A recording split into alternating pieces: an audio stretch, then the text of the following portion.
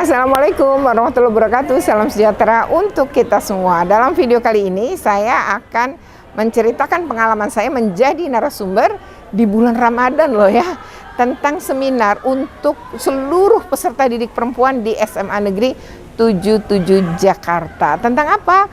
Yaitu tentang bagaimana pendidikan ya, kesehatan reproduksi dan pergaulan yang sehat. Nah, seperti apa? Ya, ikuti terus. Jangan lupa untuk di like, share, komen, dan subscribe. Bagi yang belum subscribe, segera subscribe untuk terus terupdate dengan video pendidikan dan anak.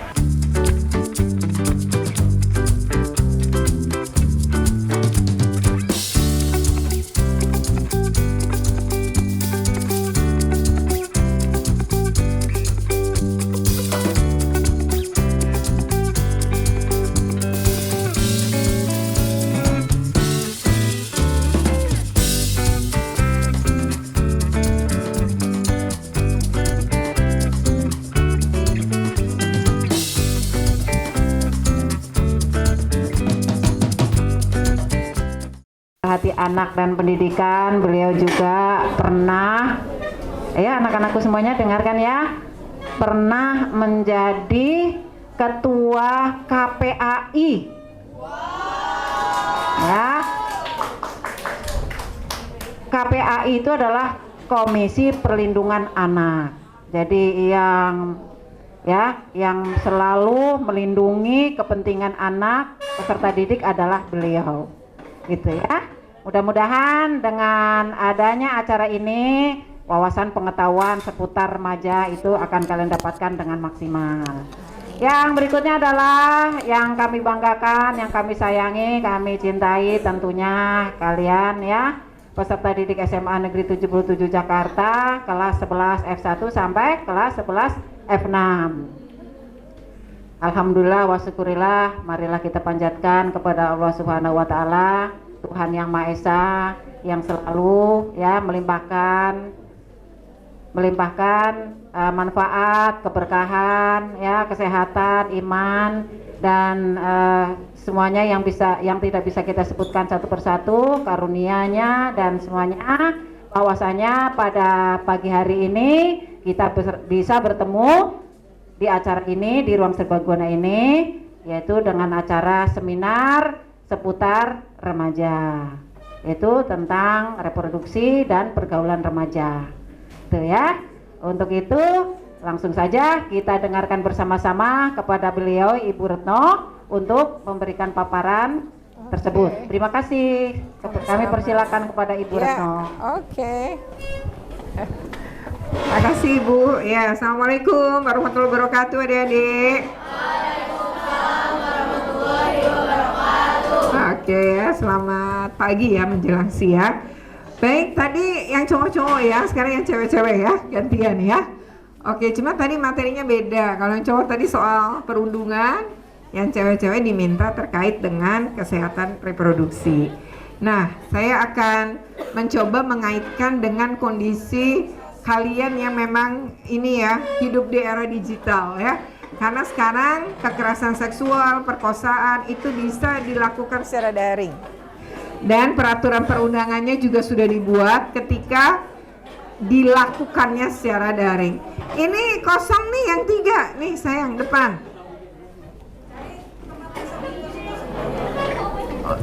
Berarti ceweknya kayaknya jumlahnya lebih banyak ya dari cowoknya ya? Oh oke. Karena tadi nggak sepenuh ini ya. Adik ini masih ada nih. Ini ada di depan. Nggak mau di depan. Padahal nggak diapa-apain ya. Langsung di depan tadi. Masih ada kan? Ini Bu di depan ada 2. Oh gantian. Kalau pas yang ini operasionalnya juga cewek ya. Udah, adik-adik, ini yang mau depan ada loh, bisa 2 nih. Nggak mau? Udah PW kayaknya Bu. Ini sayang di depan. Oke, kita lanjut ya. Baik, next aja adik. Oke, lanjut aja. Next lagi. Nah, adik-adik, kita akan coba lihat kenapa kok di dalam Permendikbudristek nomor 46 tahun 2023 tentang pencegahan dan penanganan kekerasan di satuan pendidikan, ternyata Kemendikbud itu memasukkan tentang kekerasan seksual. Dan ada 23 jenis kekerasan seksual yang bisa terjadi di sekolah.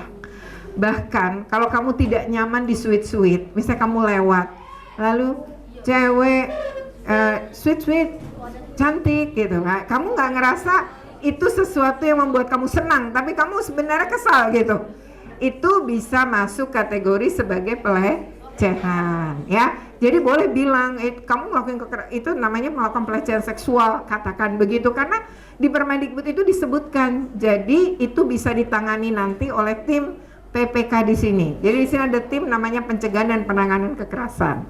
Nah, saya akan memulai dari temuan survei nasional tentang anak Indonesia. Yang ini disurvei pada tahun 2021 dengan usia 13 sampai 17 tahun. Next.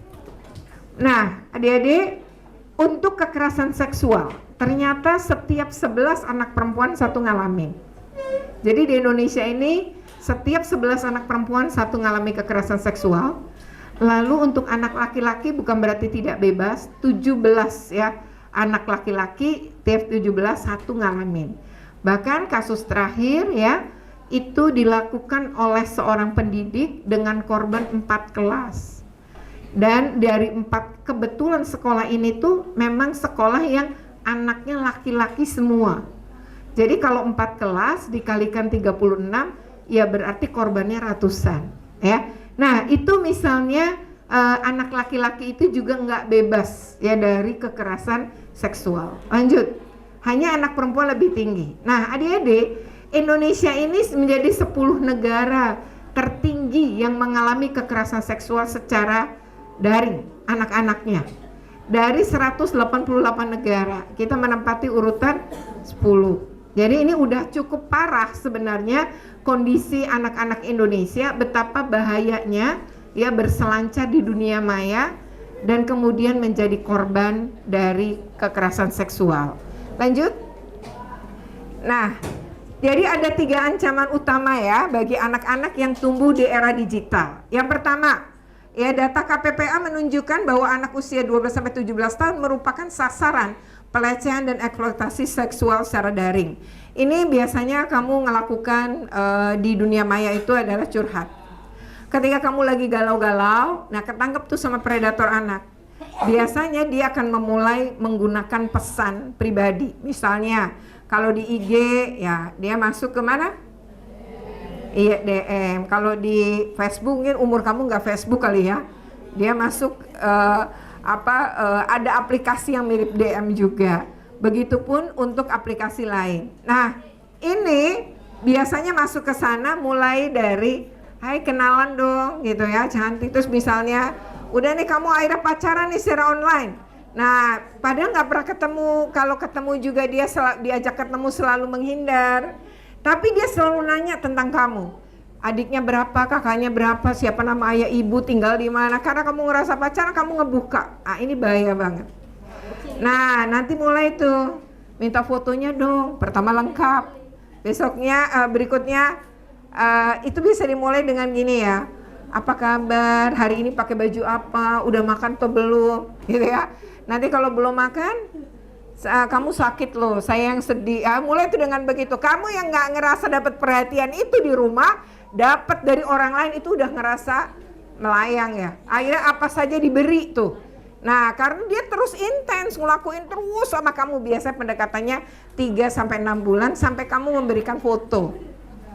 Begitu kamu ngasih foto, pertama lengkap, lama-lama jangan pakai jilbab dong. Kalau bagi yang berjilbab ya. Lalu berikutnya mulai dah buka satu-satu sampai kita tukeran. Nggak apa-apa nggak kelihatan kepalanya ya, tapi nggak pakai pakaian. Nah padahal dia ngirimnya foto orang lain. Dan seketika terakhir di KPAI itu saya nanganin anak umur 16 tahun di Yogyakarta menjadi korban kekerasan seksual secara daring. Dan pelakunya dia pacaran online, dan pelakunya ternyata jadi dia disuruh waktu orang tua lapor polisi, ibunya polisi itu minta supaya anak itu terus berkomunikasi untuk diketahui jejak. Jadi secara itu bisa tertangkap, oh ternyata di Aceh Utara. Begitu sampai di Aceh diketahui kan di sana ada Polres kan. Jadi langsung ke lokasi, ketangkep orangnya. Usianya di situ ngaku mahasiswa kedokteran, umur 21 tahun, ternyata orang 27 tahun dan pengangguran. Jadi bisa terjadi. Ya, dan dia masuk ke dalam situs pedofil. Jadi foto dan video kamu itu dimasukkan ke situs itu. Jadi hati-hati ya. Oke, berikutnya. Jadi Center for Digital Society juga menemukan ya, anak usia 13-18 itu ngaku jadi korban cyberbullying. Ini sering ya di media sosial, menghina-hina orang ya. Kemudian juga menjadi pelaku. Jadi ini rentan betul anak-anak umur kalian ya, ini menjadi korban sekaligus pelaku. Nah, platform yang biasa sering digunakan untuk kasus cyberbullying itu biasa WhatsApp, Instagram, dan Facebook. Kalau umur kamu Facebook saya rasa enggak. Lanjut. Nah, ada 3 ancaman utama bagi anak-anak. Yang pertama dari orang asing ya. Tadi predator seksual ya, extortion dan penipuan. Dari teman cyberbullying, prank ya, atau contoh buruk lain. Tapi bisa juga dari diri kamu sendiri. Karena kamu terlalu berlebihan dalam berbagi, sexting, intimidasi, mengunduh atau membagikan konten ilegal ya. Nah, ini bisa juga berasal dari diri kita. Oke ya. Nah, generasi Z seperti kalian nih ya, adalah kelompok terbanyak berbagi atau oversharing, memiliki pengetahuan tentang keamanan online, tapi justru paling rentan mengalami penipuan. Ya, lanjut. Next. Nah, apa itu eksploitasi pelecehan seksual anak secara daring? Ya, pelecehan ini tentu mengacu pada situasi yang melibatkan teknologi digital, harus terkoneksi internet, dan komunikasi di beberapa titik selama kontinum pelecehan atau eksploitasi seperti tadi saya menceritakan anak usia 16 di Jogja mengalami kekerasan seksual ya secara daring dari seseorang di Aceh Utara, dan itu dia sudah pada level udah dapat foto-fotonya jadi alat ancaman. Nih kita disebarin ya ke kakak kamu, karena dia udah minta kan nomor handphone keluarganya, nama lengkap keluarganya, tuh bisa berarti browsing, kalaupun gak dapat nomornya bisa ke media sosial. Nah, jadi anak ini kan ngerasa terancam. Nah, lalu kalau nggak mau disebarkan, kamu harus bikin video seperti saya kirim. Nah, lalu bikin video, ternyata di video itu tuh dia disuruh melakukan onani ya, masturbasi dengan menggunakan timun. Nah, jadi dia memasukkan sesuatu tentu jadi akhirnya ke vaginanya, maka itu jatuhnya perkosaan, tapi secara daring, tanpa ada pertemuan kelamin dengan kelamin, tapi secara daring itu sudah bisa. Nah, ini dialami bukan hanya oleh anak Indonesia, tapi rentan di seluruh dunia. Hanya Indonesia itu urutan ke-10. Jadi kita semua bisa ngalamin itu ya. Oke, lanjut. Next. Nah, kenali bentuknya ya adik-adik. Yang pertama itu adalah materi yang menampilkan kekerasan atau eksploitasi anak. Jadi misalnya berteman, kamu dikirimin tuh video-video atau hal-hal yang terkait dengan kekerasan atau eksploitasi anak. Lalu ada grooming online untuk tujuan seksual. Ini banyak kasus, bahkan korban paling muda berusia 8 tahun. Dan dia itu main game ya. Main game yang ternyata game itu ngasih WA dan setiap pesertanya itu bisa bercakap-cakap. Lalu si pelaku ini masuk kenalan, ngaku anak umur 11 tahun, korban 8. Lalu akhirnya mereka sering bercakap, mau nggak dikirimin?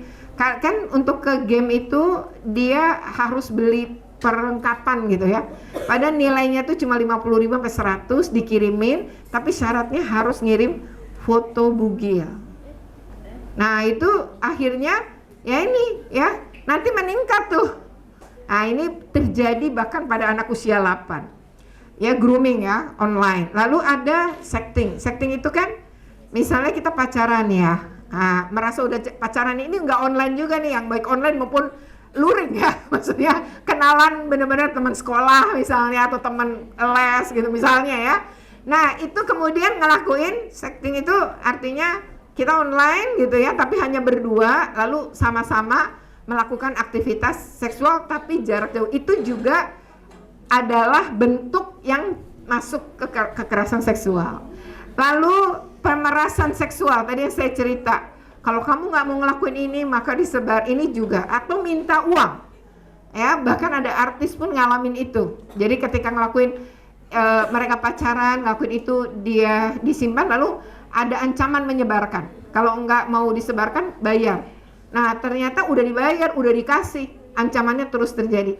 Akan begitu, mending dilaporin polisi gitu ya. Jadi kamu harus berani speak up pada keluargamu untuk keluarga itu yang nanti melaporkan kepada polisi, kan harus dihentikan. Nah, yang mengerikan adalah streaming, di mana dia live itu yang nonton banyak karena sebenarnya pakai ancaman-ancaman tadi, udah ngumpulin fotonya. Nah, ini banyak betul anak remaja yang kejerat ini. Kemudian cyberbullying. Jadi ini adalah bentuk-bentuk kekerasan seksual terhadap anak di dunia maya ya. Lanjut. Nah, korban itu biasanya cenderung memilih diam dalam banyak kasus. Kenapa dia memilih diam? Ya, pertama, ya tentu dia bingung ya. Tapi dia sebenarnya khawatir ini dianggap nggak serius karena kan daring, kan nggak ada pertemuan. Udahlah gitu. Banyak orang tua juga nganggap begitu. Ketakutan, tidak ada yang percaya atau memahami situasi mereka. Kan mereka ini kejeblos karena mereka tidak menyadari keamanan di dunia maya tadi. Ya, jangan mau memberikan data-data diri kita pada orang yang tidak pernah ketemu kita secara langsung tapi secara online.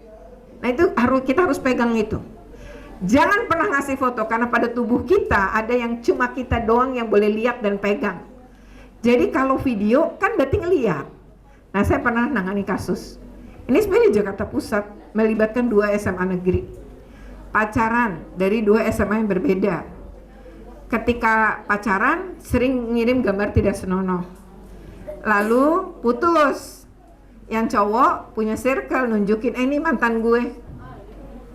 Lalu ternyata di share, kirim dong ke kita gitu, share di grup, menyebar. Nah, itu hati-hati ya. Jangan sampai melakukan hal seperti itu. Nah, ini mulai ditawari uang, hadiah, dan lain-lain. Bahkan saya pernah nanganin di Lampung itu 22 anak pada satu SD yang sama masuk grup WA yang dibuat oleh si pelaku dan tiap hari mengirimi gambar pornografi, video porno. Ya, ini terjadi. Jadi ini udah merambah bahkan sampai ke SD ya. Putri PJ Gubernur Papua ini Pegunungan baru 2 minggu kenal tersangka lewat media sosial, ngajak ketemu di tempat kos-kosannya. Ternyata dicekoki miras yang di dalamnya udah dicampur obat perangsang. Karena tidak pernah minum miras, apalagi dioplos, ini akhirnya kejang-kejang. Kondisi kejang-kejang itu justru diperkosa. Nah, ini misalnya mengalami kayak gitu dan pelaku kemudian sempat membawa korban ke rumah sakit tapi sudah tidak bernyawa. Kemudian ini berawal kenalan di medsos, para ABG ini jadi korban pemerkosaan. Terakhir, anak umur, kamu boleh browsing, anak umur 12, kenalan di media sosial, ketemuan, lalu disekap dan diperkosa 10 orang. Selama 3 hari disekap, dia tidak diberi makan apapun kecuali air putih.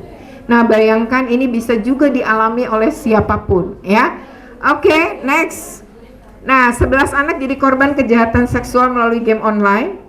Ya, tersangka Cil Goldming ini ternyata adalah seorang driver taksi online di Bekasi yang dia itu masuk melalui aplikasi Hago, ya, game Hago. Untuk anak-anak, betul-betul anak-anak di bawah 12 loh korbannya. Ya, kemudian banjir cyberbullying, influencer TikTok ini diduga meninggal karena bunuh diri. Jadi selain itu, cyberbullying juga bisa berdampak bunuh diri. Untuk beberapa kasus anak-anak yang mengalami kekerasan di dunia daring juga akhirnya mengakhiri hidupnya. Jadi ini betapa dunia maya ini luar biasa. Dan kemarin DPR Amerika Serikat ya baru kemarin itu Senin akhirnya mengetok palu untuk Amerika tidak boleh menggunakan TikTok karena TikTok tidak bisa menjamin keamanan maupun dampaknya yang buruk bagi anak-anak. Jadi DPR Amerika sudah memutuskan Amerika tidak menggunakan TikTok lagi sejak itu diundangkan kemarin, kesepakatan itu. Jadi bagaimana negara kemudian ngelindungin? Kalau Cina Mereka itu negaranya hadir untuk anak-anak adalah soal game online. Karena kecanduan game online itu merajai dunia sejak ada pandemi, maka Cina memutuskan untuk menggunakan aplikasi pindai wajah pada anak-anak setiap main game. Anak-anak itu hanya boleh main game 3 jam dalam 1 minggu. Jadi kalau udah 3 jam secara otomatis nggak bisa akses. Dan akses itu hanya pakai wajah. Jadi kalau dengan wajah orang lain nggak bisa masuk juga. Jadi ini adalah bentuk keamanan negara untuk ngelindungin anak-anak misalnya ya. Nah, next. Nah, adik-adik makanya bukan hanya kekerasan istilahnya yang luring ya. Kita tuh kamu di era ini menghadapi bentuk kekerasan yang daring. Jadi pertama, hindari memberikan nama, nomor telepon, alamat email, alamat rumah, sekolah, atau foto tanpa izin orang tua gitu loh. Ya, jadi kamu mendingan cerita ke orang tuamu. Nih ada yang begini, ya. Kalau sebaiknya sih enggak gitu ya. Ya, hindari membuka email, inbox, FB, IG dari orang yang tidak dikenal. Kan selalu ada tuh, entah siapa, biasa suka pakai nama-nama asing ya. Foto orang luar negeri, padahal itu bohong itu biasanya. Tidak merespon pesan yang mengganggu. Ini kayaknya kok ini apa sih, ngomong apa nih si orang? Misalnya biasanya akan ngerayu-ngerayukan, bilang kamu cantik, bilang kamu, pokoknya kayak gitu. Nah, ini tidak perlu direspon. Menolak bertemu dengan orang yang kamu kenal melalui media sosial. Kasusnya udah banyak banget, bahkan dijual. Ini ya, ada beberapa kasus. Saya menangani itu yang di hotel yang dekat, ya apa? Bukan hotel, apa namanya, apartemennya Rawasari. Itu udah beberapa kasus ya. Jadi ini kenalan secara online, ketemuan, ternyata kok nggak mirip ya dengan yang difoto. Lalu dia tanya, kok nggak sama? Lalu dijawab, iya saya supirnya suruh ngejemput. Nah, ternyata masuk apartemen. Dan begitu masuk, dibawa ke lantai sekian, lalu di situ mulai disekap. Dia diperkosa, direkam ya sepanjang perkosaan itu oleh teman si orang yang lain ini, lalu itu jadi ancaman bahwa ini akan diberikan kepada orang tuanya kalau dia tidak mau berikutnya menjalani prostitusi secara online. Jadi itu juga banyak kasus-kasus semacam itu. Nah, lalu tidak memberikan foto pada orang yang yang tidak dikenal maksudnya ya, yang tidak dikenal melalui media sosial. Jangan ya, yang kenal aja kalau bisa jangan, kalau itu pacar kamu, tapi menggunakan foto yang tidak senonoh jangan. Ada di tubuh kita yang hanya boleh kita yang lihat dan pegang. Jadi kalau ada orang pengen lihat dan megang, itu pasti jahat niatnya.